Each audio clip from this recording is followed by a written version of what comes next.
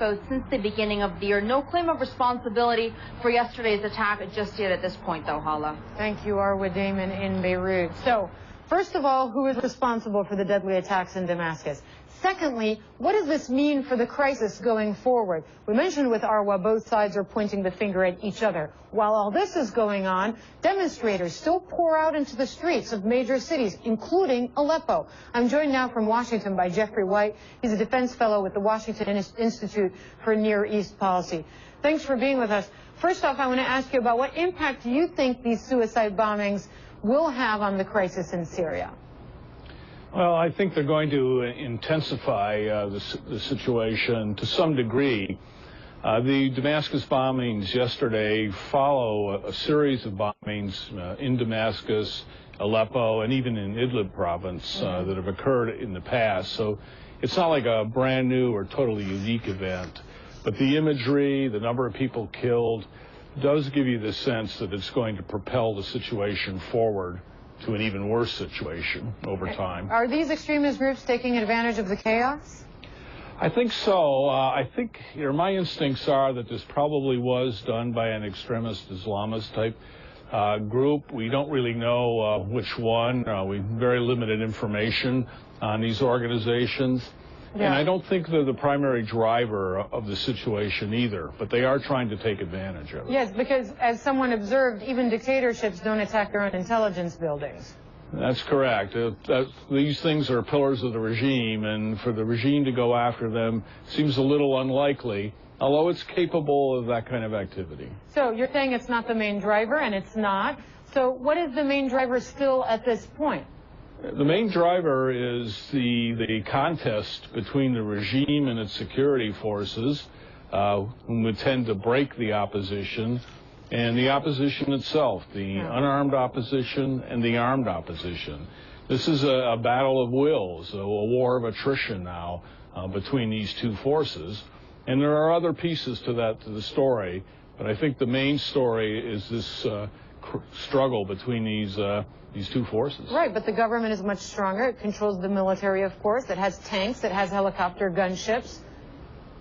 It does. It's an unequal struggle, and that's why there are so many calls for foreign intervention, foreign involvement, and so on. But one thing you have to say for sure is that the opposition has proven extremely resilient. You see that in the street demonstrations. And the armed opposition, the Free Syrian Army essentially, has also proved very resilient and is somewhat growing in size and strength and so on. So the contest is on. It's not game over.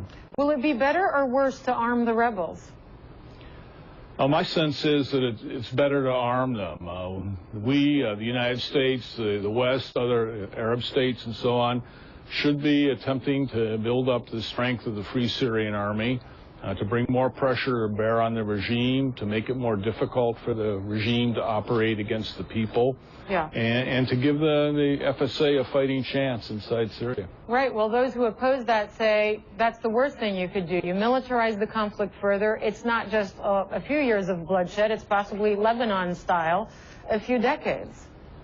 Well, I start from the position that the Syrian people have the right to defend themselves.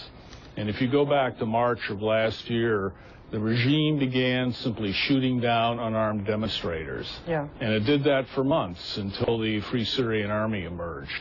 So the idea that if there was no armed opposition, there wouldn't be violence, I think is incorrect. The regime would continue to shoot down demonstrators until the opposition breaks. Right, and it still is, I was going to say it still is, regardless of whether or not the FSA is armed.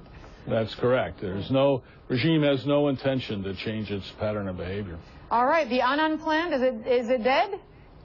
I don't think it's dead yet. It's sort of limping along. It's almost getting embarrassing, though. The presence of the monitors doesn't really accomplish very much. There's actually been retaliation against areas and cities where the monitors have been, and the people have come out.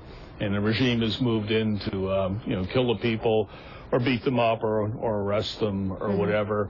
There's a lot of reporting that the monitors aren't doing much, that they don't look for things, that they Well, there's only avoid 50 areas. of them for an entire country, so I imagine it's a Right. little bit hard for them, even if they had the best will in the world. Even true, but even where they go to places, they don't see very much. So it's a problem, I think. Jeffrey White, a defense fellow with the Washington Institute for Near East Policy. Thank you so much for being on CNN International today. Thanks for having me. Here at the International Desk, an astonishing discovery deep in the Sahara, a World War II fighter plane found